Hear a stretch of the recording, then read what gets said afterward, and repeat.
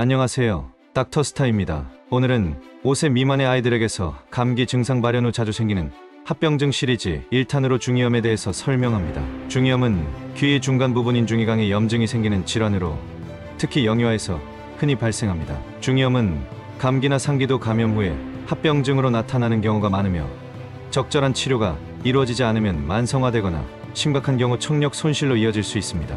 이번 영상에서는 중이염의 원인, 종류, 치료법, 예후, 그리고 예방 방법에 대해 자세히 알아보겠습니다.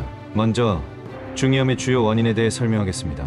어린이의 경우 이관, 즉 유스타키오관의 구조적 특징 때문에 중이염에 더 잘 걸리게 됩니다. 어린이의 이관은 성인에 비해 짧고 수평으로 위치해 있어 세균이나 바이러스가 쉽게 침투할 수 있습니다. 또한 감기와 같은 상기도 감염은 코와 목에서 이관을 통해 중이로 확산되며 이는 중이염의 주요 원인 중 하나로 꼽힙니다. 알레르기성 비염이나 만성 부비동염도 이관의 기능을 방해하여 중이염 발생 위험을 높입니다. 아데노이드 비대 역시 중요한 요인인데요. 아데노이드가 비대해지면 세균과 바이러스가 번식하기 쉬운 환경이 조성되어 중이염 재발 가능성을 높입니다. 마지막으로 간접 흡연, 수유 시 누운 자세, 급격한 기압 변화와 같은 환경적 요인도 중이염 발생에 영향을 미칩니다. 중이염은 그 원인과 증상에 따라 여러 가지로 나뉩니다. 먼저 급성 중이염은 갑작스럽게 발생하는 염증으로 고름이 형성되는 것이 특징입니다. 급성 중이염은 고열과 귀 통증, 청력 저하를 동반하며 항생제와 진통제를 사용해 치료합니다. 삼출성 중이염은 염증 후 액체가 고여 있는 상태로 통증이나 열 없이 청력이 저하되는 것이 특징입니다. 대부분 삼출성 중이염은 자연적으로 치유되지만 3개월 이상 지속될 경우 환기관 삽입술을 고려해야 합니다. 만성 중이염은 3개월 이상 지속되는 염증 상태로 지속적인 귀 분비물과 고막 천공을 동반합니다. 이 경우 항생제 점적 치료나 고실성형술과 같은 수술적 치료가 필요합니다. 마지막으로 진주종성 중이염은 비정상적인 피부 조직이 중이에 침투하면서 뼈를 파괴하는 심각한 형태입니다. 두통이나 현웅 같은 증상이 동반되며 긴급한 수술적 치료가 필요합니다. 중이염에 취약한 사람들의 특징도 살펴보겠습니다. 가장 흔히 영향을 받는 연령대는 6개월에서 3세 사이의 영유아입니다. 이 시기의 아이들은 면역 체계가 미숙하고 이관 구조가 취약하기 때문에 약 75% 이상의 아이들이 한 번 이상 중이염을 경험합니다.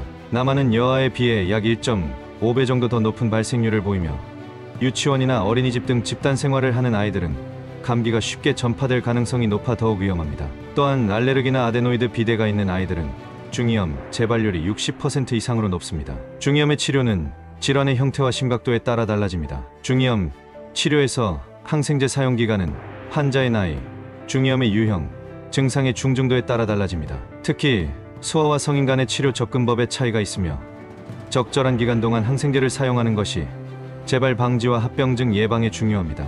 먼저 급성 중이염의 경우 6개월 미만의 영아는 모든 상황에서 즉시 항생제를 투여하며 치료 기간은 10일로 권장됩니다. 6개월에서 23개월 사이의 영아는 양측 중이염이 있거나 고열 즉 38.5 이상, 24시간 이상 지속되는 귀 통증과 같은 중증 증상이 있을 경우 10일간 항생제를 사용합니다. 2세 이상의 소아에서는 경증의 경우 항생제 치료 기간을 5에서 7일로 단축할 수 있지만 중증 증상이 동반되면 10일간 치료가 필요합니다. 특수 유형의 중이염에서는 다른 치료 전략이 필요합니다. 삼출성 중이염은 초기 3개월 동안 항생제 없이 관찰하며 이 기간 동안 자연 치유가 이루어질 가능성이 높습니다. 하지만 삼출 상태가 지속될 경우 환기관 삽입술을 고려해야 합니다. 재발성 중이염에서는 저용량 항생제를 장기간인 6개월간 예방적으로 사용하는 방법도 있습니다. 성인의 경우 급성 중이염의 경증 증상은 5에서 7일간 항생제를 사용하는 것이 일반적이며 중증 증상이나 합병증이 동반된 경우에는 최대 14일까지 연장할 수 있습니다. 항생제 치료를 시작한 후에는 반드시 반응을 평가해야 합니다. 일반적으로 급성 중이염에서는 아목시실린 고용량이 가장 흔히 사용되는 1차 선택 약물로 권장됩니다. 항생제를 투여한 지 48에서 72시간 내에 증상이 호전되지 않는다면 다른 원인을 고려하거나 2차 선택 약물로 전환해야 합니다.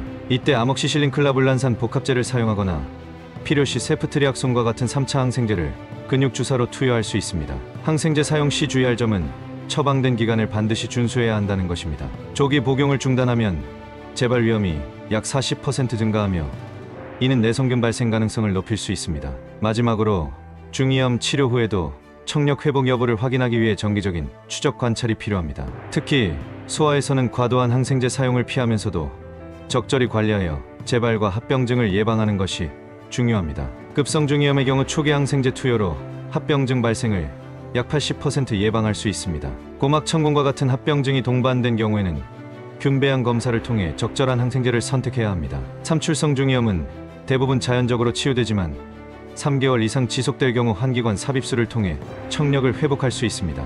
만성 또는 진주종성 중이염은 수술적 치료를 통해 염증 조직을 제거하고 고막을 재건함으로써 약 70% 이상의 청력 개선 효과를 기대할 수 있습니다. 중요한 것은 이러한 치료 과정에서 항생제를 올바르게 사용하는 것입니다. 불완전한 항생제 사용은 MRSA와 같은 내성균 발생 가능성을 높일 수 있으므로 주의가 필요합니다. 마지막으로 예방 방법에 대해 알아보겠습니다. 손 씻기와 같은 기본적인 위생관리와 독감 및 폐렴구균, 백신 접종은 감기와 상기도 감염을 줄여 중이염 발생률을 약 43% 감소시킬 수 있습니다. 또한 아기를 눕힌 상태에서 젖병을 물리지 않는 것이 중요하며 반복적인 중이염을 경험하는 아이는 아데노이드 상태를 평가하여 필요시 절제술을 고려해야 합니다. 간접흡연 환경에서도 발생률이 2배 증가하므로 반드시 금연 환경을 조성해야 합니다. 중이염은 조기에 발견하고 적절하게 관리하면 대부분 완치될 수 있는 질환입니다. 특히 영유아의 경우 정기적으로 소아청소년과 검진을 받아 재발 위험을 줄이는 것이